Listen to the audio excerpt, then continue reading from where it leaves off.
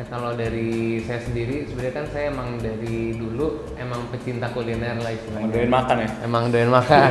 Jadi suka nge-review makanan kan. Dulu juga sempat sama Amar juga review makanan.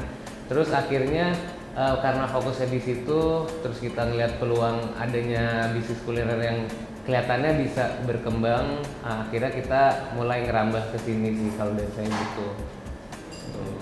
Jadi emang kita tuh membuat ini kan awalnya kita tuh dari kampus kan. Emang kita tuh satu tongkrongan kita emang doyan makan sih, eksplorasi. Jadi kenapa enggak kita mikirnya bisnis juga kita di industri kuliner gitu sih.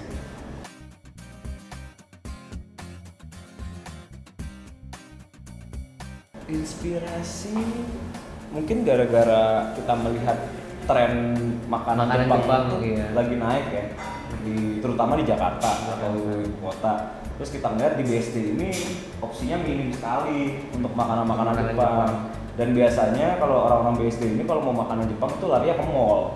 Mau makan tuh kayak di tempat-tempat mall, yang kayak daerah jalanan gini, yang street gini belum ada. Terus kebetulan kita punya kenalan chefnya ya. Chefnya dari udah punya pengalaman lah di restoran Jepang.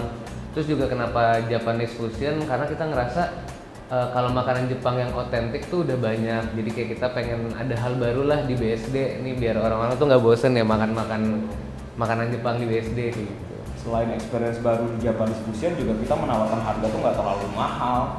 Emang kita targetnya untuk anak-anak muda sih. Kebanyakan anak muda, tapi nggak menutup kemungkinan juga ada keluarga, orang-orang tua datang sini.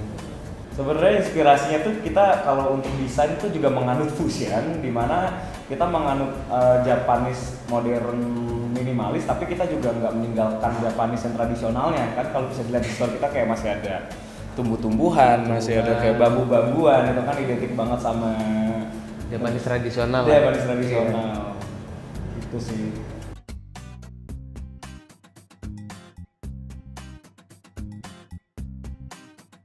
Ya jadi kitsune. Sebenarnya ini tuh bukan kucing. Iya. Ini tuh kitsune. Jadi urban legend di Jepang lah.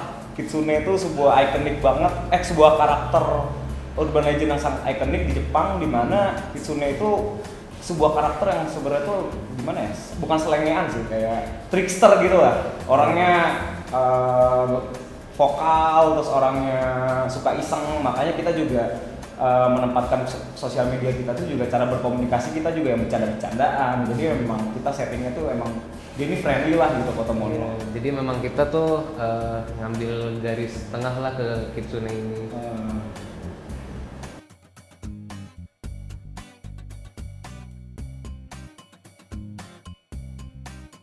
Jadi tuh sebenarnya waktu awal-awal COVID Kotomono tuh buka tapi di Kemang. Jadi pada waktu itu di Kemang kebetulan di sana tuh tempatnya itu hanya untuk pick up point lah, karena untuk dine-in tuh nggak terlalu besar dan juga kita nggak bisa ngubah-ngubah si tempatnya ini kan. Kurang proper lah ya. Iya, kurang proper. Nah akhirnya pada saat itu kita mikir kalau kayak gini terus kita nggak bisa ngambil market yang mau dine-in kayak gitu. Nah jadi waktu itu singkat cerita kita cari-cari tempat di Bintaro Jakarta dan di BSD. Nah akhirnya kita dapet nih tempat ini. Nah itu juga pada saat kita renovasi itu kita masih awalnya buka dulu di dapur di Foresta.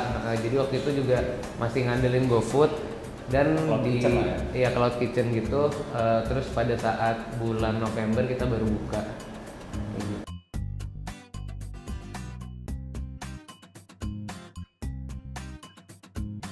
Iya, kita sering banget nih dapat pertanyaan itu. Kita sering banget dapat pertanyaan, kok kalian berani sih membuka bisnis pada masa pandemi? Jawaban kita tuh malah kita tanyakan balik, kalau nggak sekarang kapan lagi?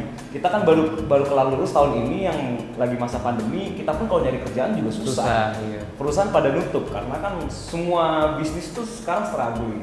Dan waktu itu kita berenam mikir, kenapa nggak kita buka sekarang? Toh kalau emang sepi juga kita yang penting bisa survive dulu, untung nggak gede-gede, tapi kita sambil belajar nih untuk mempersiapkan pas pandemi kelar kita udah bisa tahu semua problem yang sedang terjadi segala macam kayak gitu.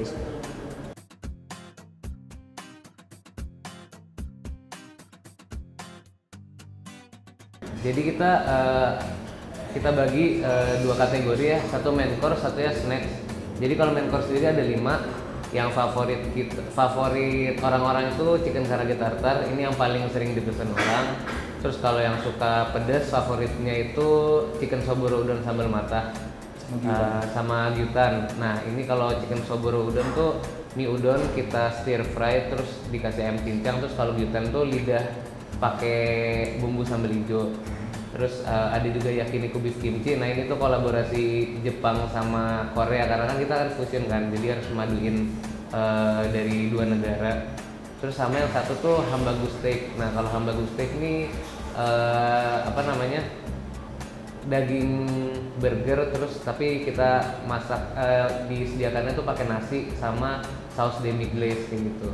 Terus kalau untuk snacknya sendiri ada shrimp tempura mayo. Nah ini juga kalau snack favoritnya ini. Jadi ini udang tempura dikasih saus mayo bikinan kita sendiri.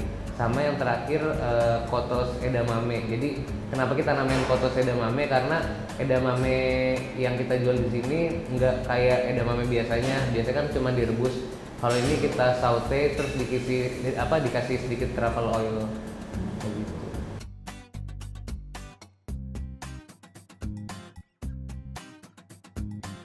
Kalau itu kita bisa bilang tuh chicken soboro udon sambal matah sih. Ini saya pribadi juga belum pernah nemuin ada yang jual menu ini. Terus juga orang-orang juga banyak yang ngomong kayak ya makan ini tuh cuma di Kotomono kayak gitu. Yakiniku beef kimchi aja kayaknya belum ada. Yakiniku beef kimchi juga. Ya memang agak hampir hampir semua menu hampir kita semua tuh menunya istilahnya ya signature lah ya. Iya, soalnya emang kita ciptain menunya tuh fusion kita sendiri, kita nggak mereferensikan dari menu-menu yang udah ada gitu sih. Iya.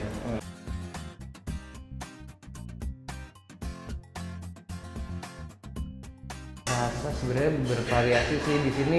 Mau nemuin makanan yang manis ada, yang gurih ada, aseman ada juga, pedas ini juga ada. Gitu sih, jadi ya kita juga pengen istilahnya narik berbagai lidah lah, jadi kan marketnya bisa jadi lebih luas lagi gitu. Makanya kita juga makanan yang cita rasa ini tuh belum ada, nah kita coba buat kayak gitu. Berarti kita tuh emang dari awal tuh pengen eksplorasi gimana kalau Japanese based F&B ini tuh kita bisa collabin dari beberapa negara lain sih. Iya. Jadi emang soal rasa sih emang eksplorasi ya jawabannya. Eksplorasi sekali sih kita.